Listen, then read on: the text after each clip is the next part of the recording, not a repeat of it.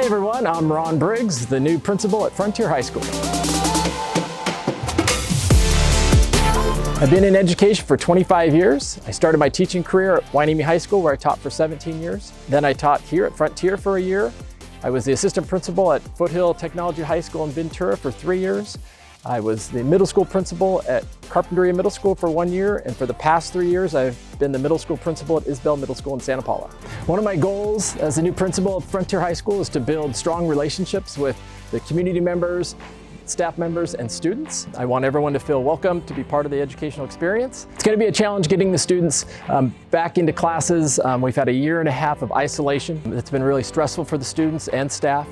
So we're going to work hard to make sure that everybody feels welcome when they come through the doors, and that our students who may be behind in credits, we can get them caught up in credits, and if their goal is to return to their home school, we'll get them back to their schools where they can graduate, or they can graduate from Frontier High School. In all my time in education, I've always worked really hard to build strong relationships with everyone that I work with, the entire school community, including parents, staff members, and students.